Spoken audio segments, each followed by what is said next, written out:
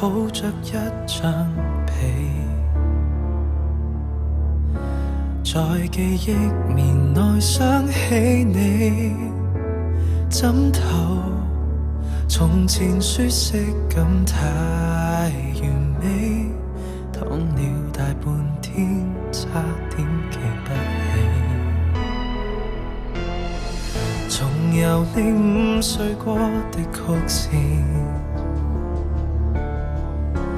未見感情復甦過幾次，纖維承受過的，仍沒法立時改變，竟然淋漓盡致為你失眠。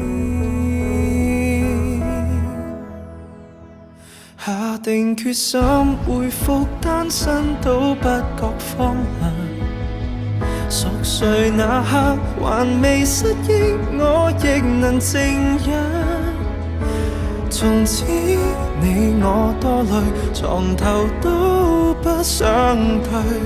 假如無伴侶是某種乾脆，下定決心寧願輾轉反側百幾場，寂寞那刻無謂騷擾你近來動向，鈴聲切記關掉，明天見，尷尬都不要，讓我貌似精神，裝作睡滿分與你歡笑。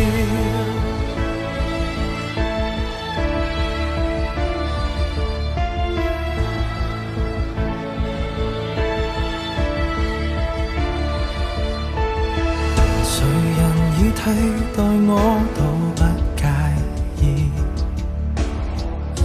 自我催眠大方都可以，交換全屬你的房間，闊落半邊是空置，和凌亂發洩入眠幾次，下定決心回復單身都不覺荒涼。熟睡那刻還未失憶，我亦能靜養。從此你我多累，床頭都不想退，狀態就算極空虛，至少贏得了獨居。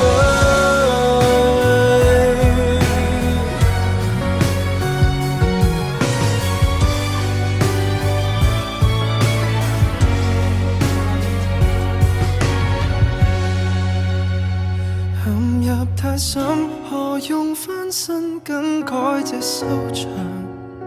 尚未夠狠，門外喜帖你共誰遞上？